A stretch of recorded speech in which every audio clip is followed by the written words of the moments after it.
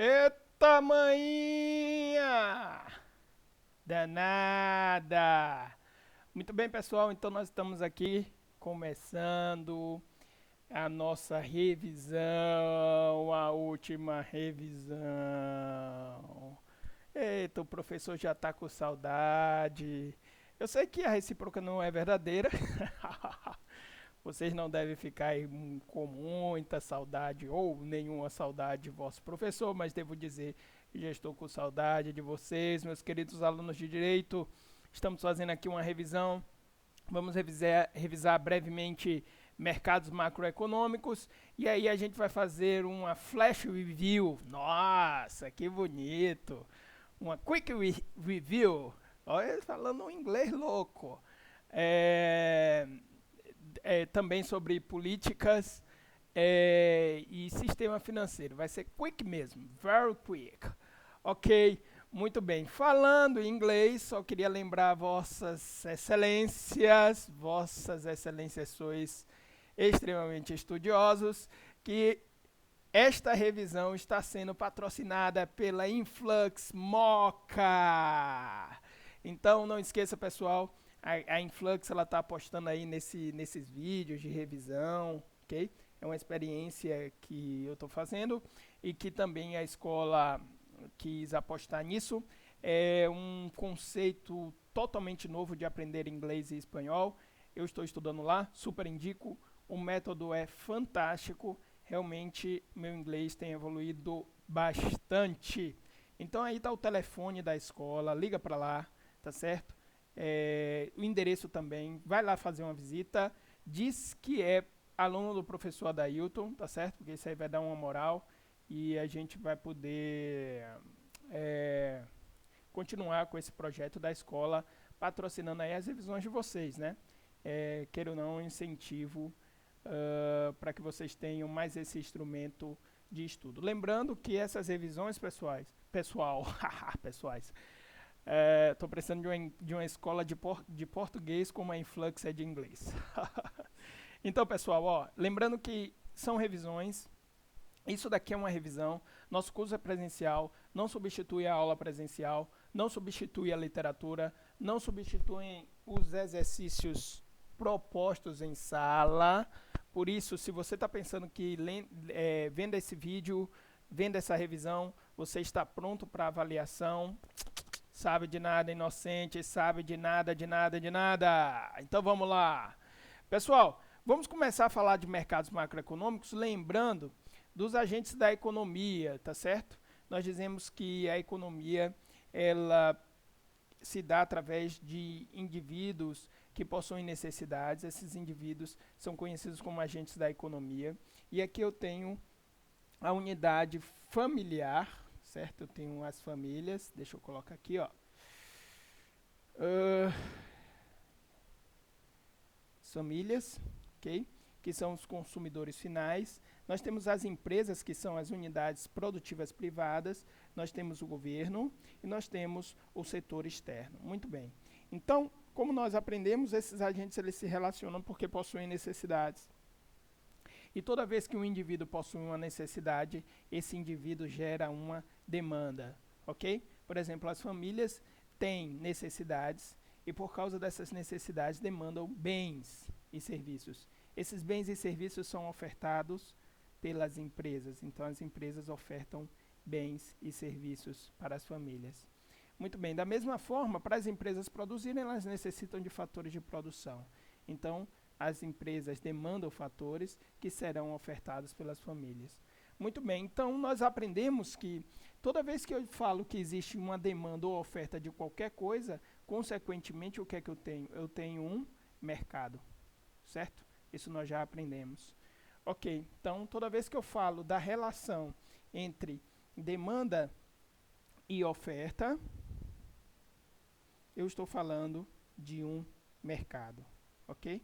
No caso, a demanda pela necessidade é uma procura,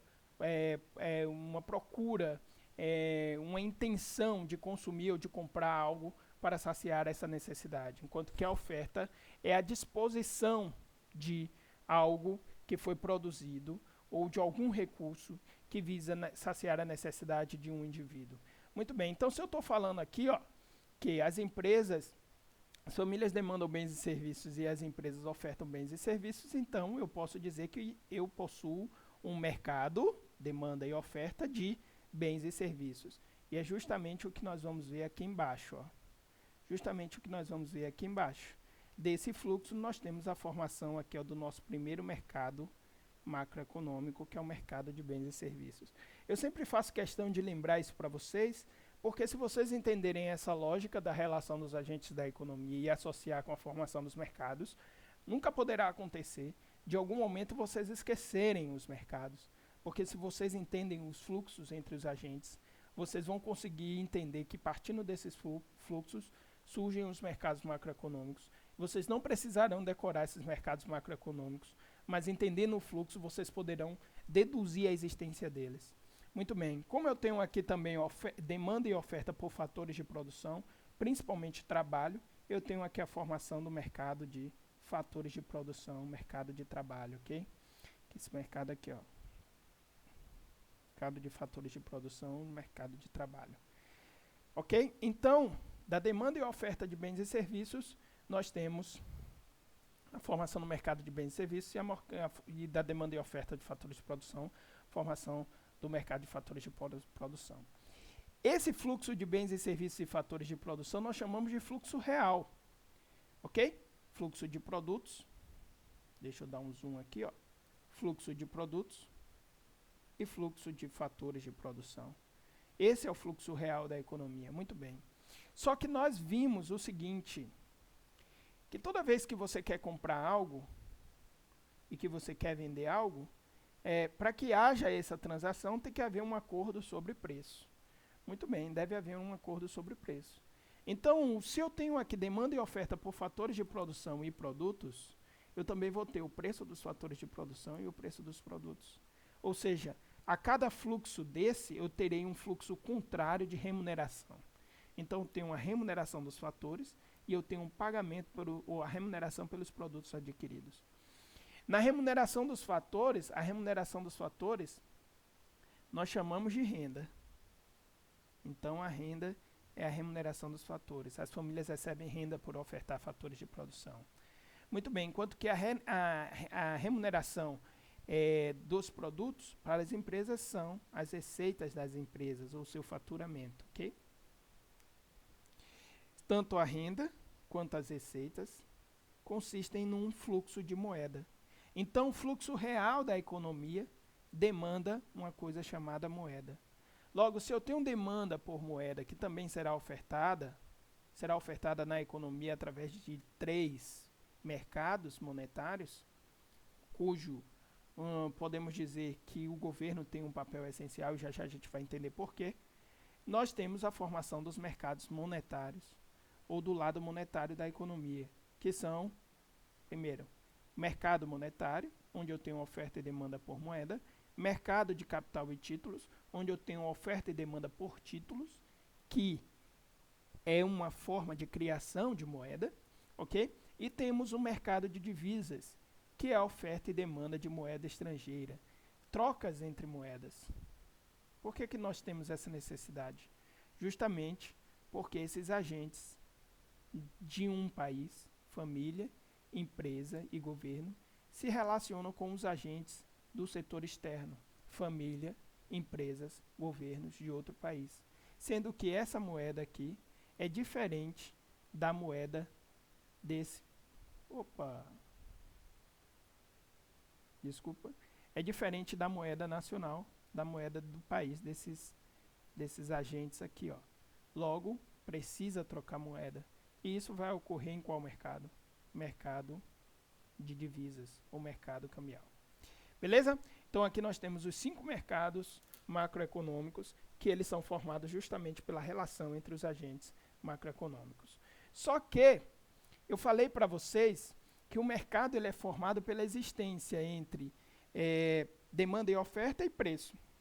Logo, nós vamos ter agregados ou variáveis macroeconômicas que estarão relacionadas ao quê? A quantidade demandada e ofertada e o preço, ok? lembrando quando a gente aprendeu lá equilíbrio de mercado, nós aprendemos um gráfico que relacionava um eixo o preço, outro eixo a quantidade. Não à toa que agora em cada mercado desse nós vamos justamente perceber que as demandas e ofertas, seja bens e serviços, fatores de produção, mercado, seja por moeda, mercado monetário, seja por títulos, mercado de títulos, seja por moeda estrangeira no mercado de divisas, demanda e oferta, eles estarão sempre relacionando a perspectiva da quantidade com a perspectiva do preço, ok? Então, eu teria um agregado que vai medir o preço e um agregado que vai medir a quantidade.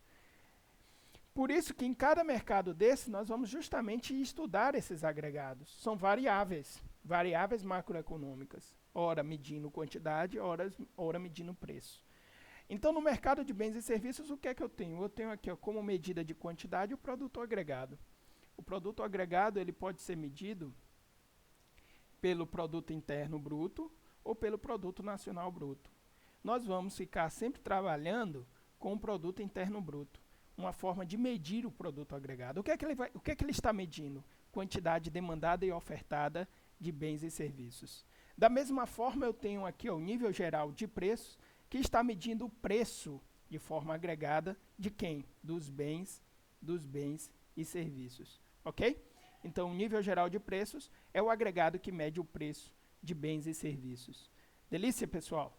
Também esse nível geral de preço possui várias medidas. Aqui são os índices de inflação, o IGP, o IPC, o IPA, o INCC e vários outros. Porém, nós vamos ficar com o IPCA. Essa vai ser a medida que nós escolhemos trabalhar. Por que, professor? Porque essa medida que o governo utiliza como meta da inflação. É o índice de preço ao consumidor amplo. Sempre trabalharemos com ele. Muito bem.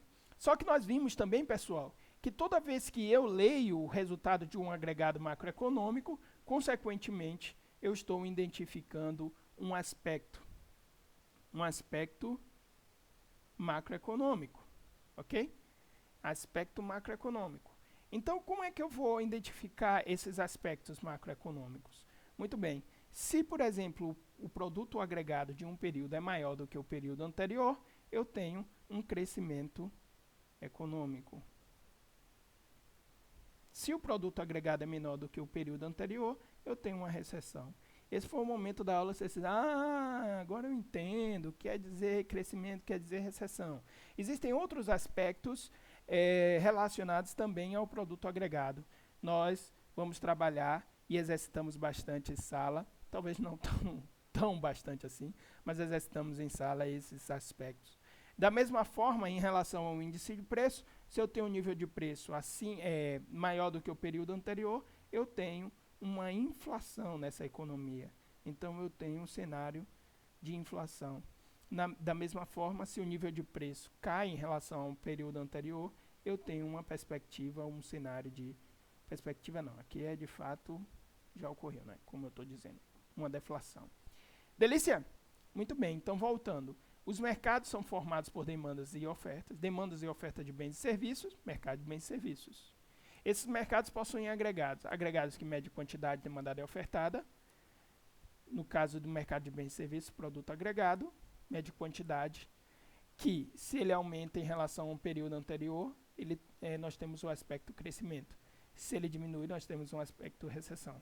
E nós temos um agregado macroeconômico que mede preço, que se nós temos uma variação positiva, ou o nível de preço está maior do que o período anterior, temos uma inflação. Se nós temos uma variação negativa, ou seja, o nível de preço está menor do que o período anterior, nós temos uma deflação. Então, essa sempre será a lógica. Mercado macroeconômico, agregado macroeconômico e principais aspectos relacionados a cada agregado. Delicinha? Então, vamos para frente. Aí, aqui eu tenho um mercado de fatores de produção. Ó. Nesse mercado de fatores de produção, eu tenho um agregado que mede... É porque aqui está invertido, eu vou falar assim. Eu tenho um agregado que mede quantidade, que é o nível de emprego. Então, está medindo quantidade demandada e ofertada de trabalho, fatores de produção dentro da economia. Muito bem, relacionado a ele, nós temos quais aspectos macroeconômicos? Nós temos o desemprego. Temos também o pleno emprego. Porém, isso daqui nós já trabalhamos como falando de curva de possibilidade de produção. Então, relacionado ao nível de emprego, nós podemos ter um aumento ou uma redução de desemprego.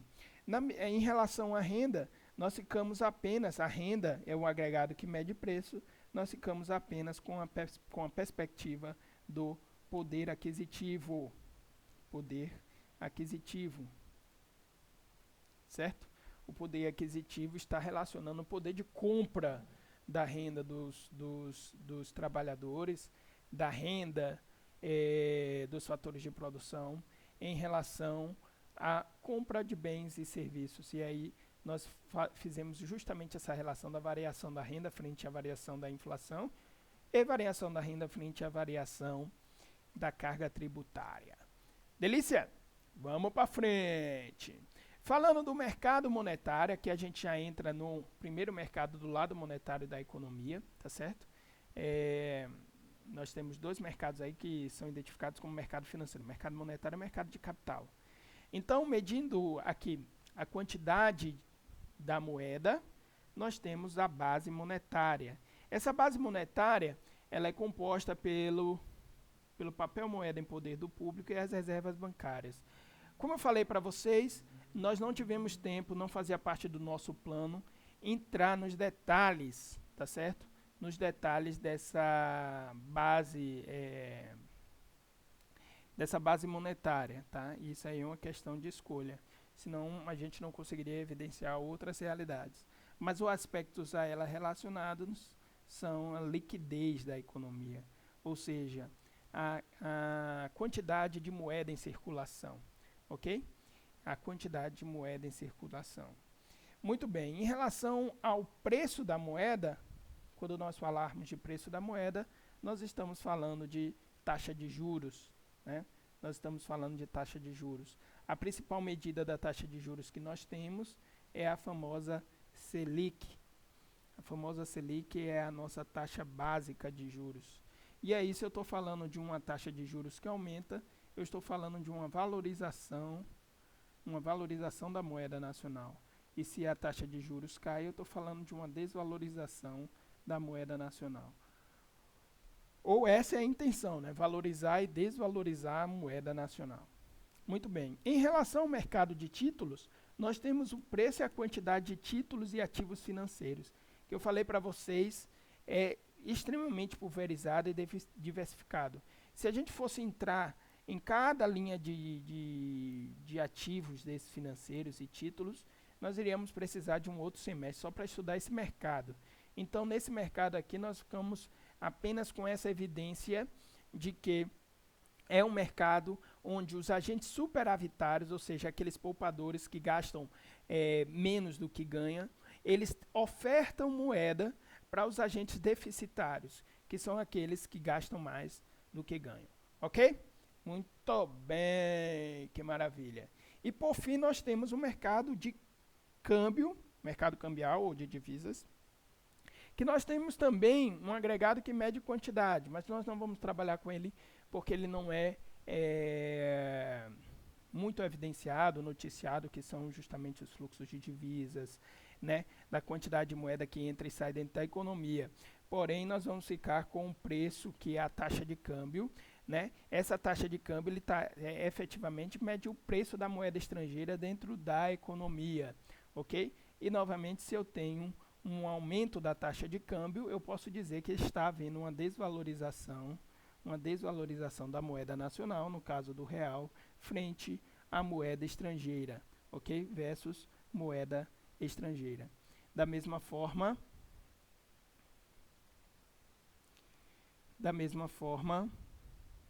deixa eu escrever aqui, se a taxa de câmbio cai, eu posso dizer que está ocorrendo uma valorização do real frente à moeda estrangeira. Delicinha? Muito bem. Tendo dito isto dos mercados e seus aspectos, nós podemos agora relacionar esses mercados com as políticas macroeconômicas, porque, voltando, os agentes da economia, a relação desses agentes geram os mercados macroeconômicos, mas as intervenções de um agente chamado governo, tá certo? Dentro desses mercados são as chamadas políticas macroeconômicas. Então, quando o governo age, ele age gerando políticas. E eu fiz questão de relacionar aqui, pessoal, essas políticas, colocar essas políticas do ladinho aqui, ó, bem do ladinho dos mercados, a que elas impactam diretamente. Sempre lembrando o seguinte, qualquer intervenção do governo num mercado específico vai impactar, por consequência, em todos os mercados macroeconômicos, porque os mercados macroeconômicos, eles estão relacionados. Uma variação em um mercado afeta o equilíbrio em todos os outros mercados, isso tanto positivamente quanto negativamente. Então, as políticas macroeconômicas, elas são políticas que, mesmo ela se direcionando a um mercado especificamente, indiretamente ela está atingindo todos os outros. Porém, eu coloquei aqui do lado as políticas relacionando aos mercados ao qual essas políticas atingem diretamente, ok? Muito bem, então, por exemplo, quando eu falo de políticas macroeconômicas, primeira que está em voga, todo mundo tem falado sobre ela, é a política, está faltando um acento aqui, professor, política fiscal, ok? Quando eu falo de política fiscal, eu estou falando essencialmente da política tributária, ou seja, da arrecadação, dos tributos, das receitas, né? Das receitas do governo, menos as políticas de gasto. Como o nome diz, aqui são os gastos do governo. Ok? Os gastos do governo. Muito bem. Então, toda vez que eu estiver falando de política tributária e política de gastos, eu estou me referindo à política fiscal. Ok? Muito bem, agora a gente tem que lembrar o seguinte, quando eu estou falando de políticas tributárias, eu estou falando, aqui eu posso dizer que essas políticas, elas vão afetar dois mercados, ok? Elas vão afetar o mercado de bens e serviços, no preço dos bens e serviços, e ela vai afetar o mercado de fatores de produção na renda, ok? Da população. Toda vez que eu tiver um tributo direto, que são tributos que afetam diretamente a renda de um indivíduo, de um agente da economia, como, por exemplo, o imposto de renda, tá certo? Esse tributo está afetando diretamente a renda desse indivíduo, desse agente, da população. Então, no caso, essa população está perdendo poder aquisitivo, ok? Se eu tiver um aumento, no caso desses tributos, se eu tiver uma redução desses tributos diretos, eu estou aumentando o poder aquisitivo dessa população. Mas os tributos, eles também podem ser indiretos. Os tributos indiretos são aqueles que incidem sobre o preço dos produtos. Logo, as empresas vão repassar esses tributos no preço do produto. Então, novamente, incide sobre a renda dos indivíduos, mas incidem dessa vez indiretamente. Aí eu estou falando do IPI, ICMS, ISS e afins. Depois vocês vão ter aí um curso só sobre isso, direito tributário, e com certeza terão professores muito mais capazes de poder explicar todos os pormenores desse balaio de gato que é a política tributária do nosso país. Beleza? Porém, nós temos que lembrar o seguinte, que a política tributária, ela afeta a renda direta ou indiretamente, através de tributos que incidem diretamente sobre a renda ou tributos que incidem indiretamente porque estão embutidos nos preços dos produtos. Quando eu falo de gastos, das políticas de gasto, eu estou falando de uma política que vai afetar a quantidade demandada e ofertada de bens e serviços. Como assim, professor? Toda vez que o governo ele investe, ele gasta investindo, por exemplo, ou comprando bens para sua própria manutenção, ele está impactando diretamente no PIB, na quantidade demandada e ofertada de bens e serviços. Isso daqui ocorre principalmente pelos processos de licitações. Então, o que são as licitações? As licitações são as compras do governo direcionadas para as empresas particulares. Então, eu estou falando que o gasto público, ele afeta, tá certo? Diretamente a quantidade demandada e ofertada de bens e serviços. Como também esses gastos, eles se direcionam ao quê, pessoal? Eles se direcionam... Opa, deixa eu fazer melhor aqui, cara. Dá para fazer melhor, professor. Eles se direcionam também ao nível de emprego, tá certo? Quando nós temos os concursos públicos, o que são esses concursos? Os concursos são o governo, tá certo? O Estado, ele está contratando fatores de produção, trabalho para suas operações. Então, nesse momento, isso também é política de gasto, gera gasto público, ok? O governo está aumentando, por exemplo, sua folha, e isso impacta no mercado de fatores de produção. Então, aqui estão os principais impactos da política, fiscal, ok? Muito bem, agora nós temos que ver a política, qual é a próxima? A política de renda. Como o nome já diz, a política de renda, ela está se referindo a quê? A renda. É isso daí. Então, toda a política que o governo faz que visa preservar, principalmente o poder aquisitivo, tá certo? Da população, se refere a políticas de renda. O Brasil tem um histórico não muito favorável,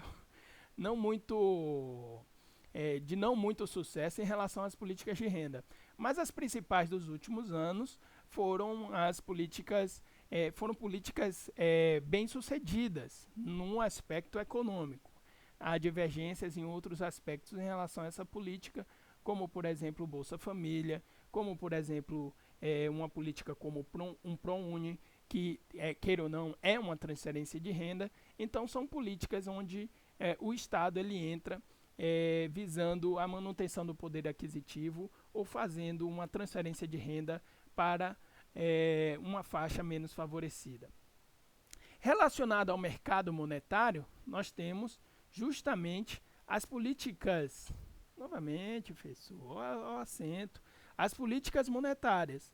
E como é que o governo faz essas políticas monetárias? Primeiro, na dimensão da emissão de moeda. Então, quem determina quantas moedas serão emitidas, se vai aumentar a quantidade de moeda dentro da economia, emitindo novas moedas, aumentando aí essa base monetária, é o governo, né? Então, o governo ele pode aí aumentar ou reduzir a liquidez da economia, criar ou destruir moeda, ok?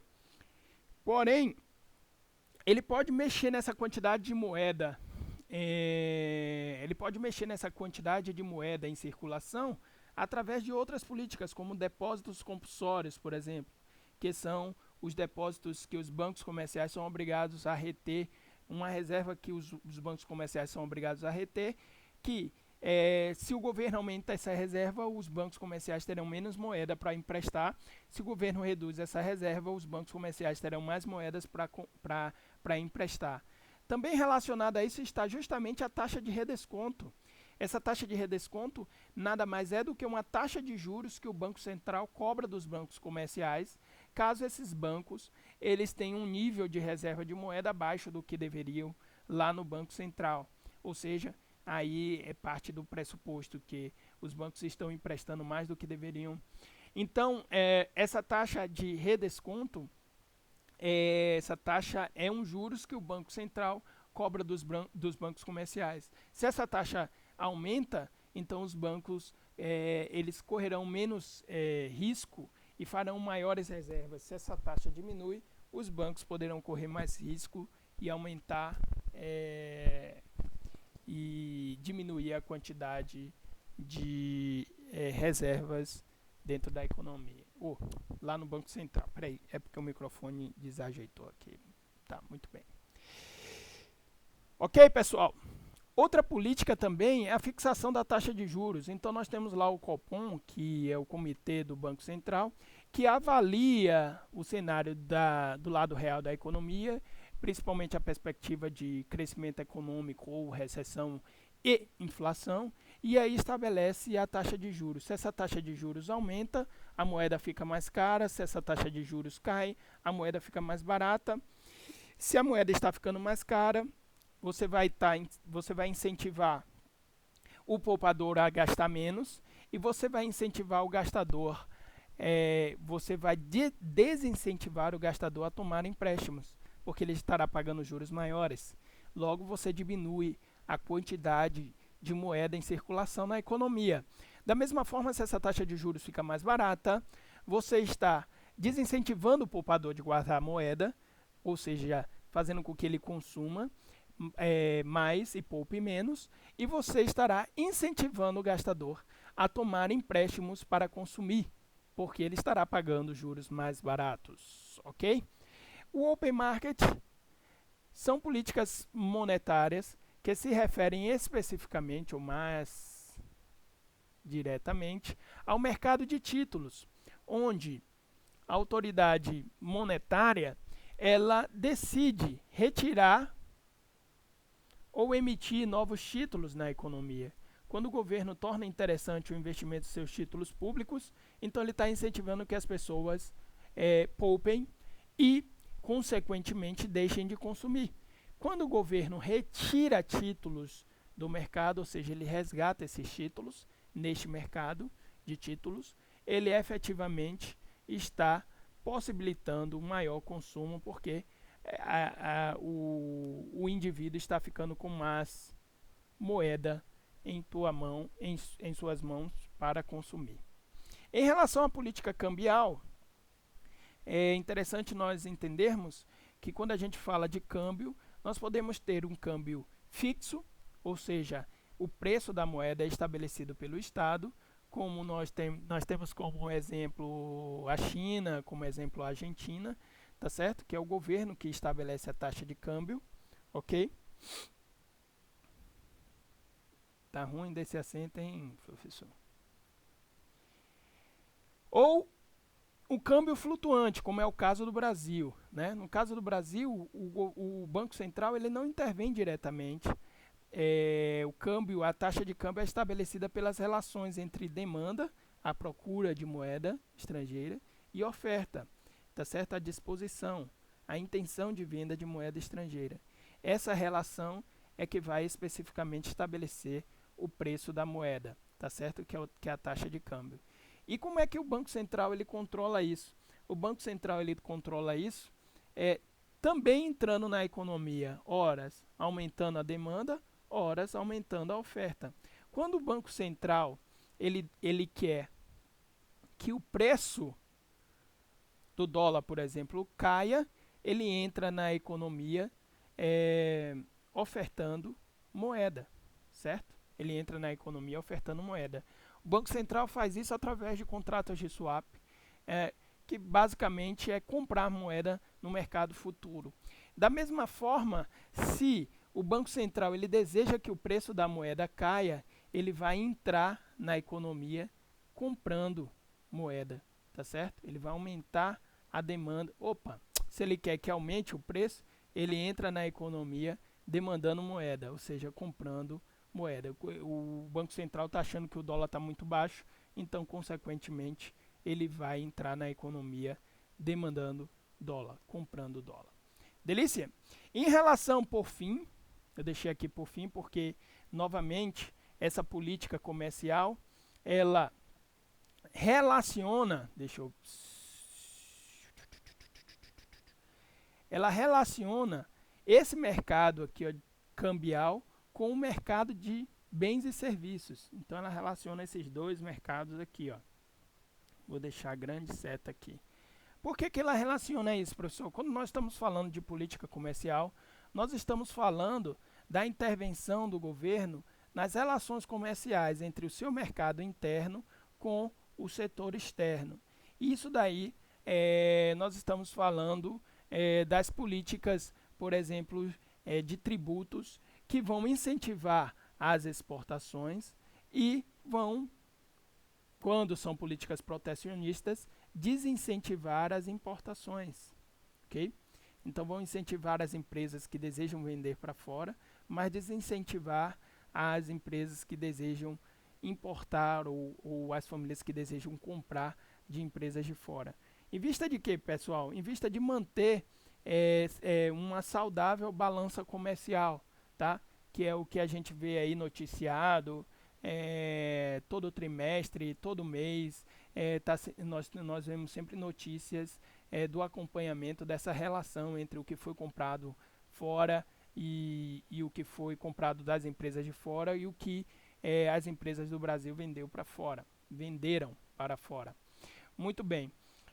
Como também entra nessa questão das políticas comerciais, pessoal, e aí da política comercial, e aí novamente nós estamos relacionando essa dimensão tanto da relação do mercado, do setor externo, com o mercado de bens e serviços, os acordos bilaterais e a formação dos blocos comerciais, que infelizmente dentro da nossa política aqui no Brasil, nós ainda estamos muito a desejar em relação a isso. Recentemente uma discussão enorme com nossa posição e a nossa postura no que se refere às relações comerciais com o mercado mundial. Muito bem, para finalizar, nós falamos sobre o sistema financeiro nacional. Esse sistema financeiro ele tem dois subsistemas, o sistema normativo, supervisão, e o subsistema, deixa eu colocar aqui, subsistema normativo de supervisão e o subsistema de intermediação ou operacional. No subsistema de intermediação operacional, nós temos as instituições financeiras bancárias e não bancárias, ok? Que vão efetivamente operacionalizar todo o sistema financeiro do país. Como órgãos normativos, nós temos primeiro, que é o órgão normativo máximo no mercado monetário, que é o Conselho Monetário Nacional, tá certo? Que vai normatizar aí, planejar e normatizar todo o aspecto monetário da nossa economia. O Banco Central do Brasil, que é um órgão executor, é um órgão executivo, é o principal executivo do Conselho Monetário Nacional, e a Comissão de Valores Mobiliários, que estará normatizando e supervisionando as transações no mercado de títulos ou no mercado de capital. Depois vocês pegam lá no Vasconcelos toda a definição básica, as atribuições básicas de cada um desses órgãos competentes, principalmente aqui do sistema normativo, que é o que nós poderemos exigir e cobrar nas nossas avaliações. Delícia, pessoal. Eu peço desculpa aí, esse vídeo ficou um pouco confuso. Eu tentei até organizar aqui para melhor atendê-los. Mas, pessoal, com carinho, eu separei aqui um tempo, um horário do meu feriado para gravar isso. Não iria deixar de fechar nosso curso sem colocar o último vídeo de revisão. Verdadeiramente eu amei ser professor de vocês. Foi uma delícia. Deus abençoe vocês. Estudem, não deixem de estudar. Eu não quero encontrá-los em sala de aula, de novo fazendo esse curso, só no corredor, dizendo: professor, que saudade das suas aulas. Seria maravilhoso, ok? Deus abençoe vocês. Estudem e aquele abraço. Já fui. Bora, Bahia!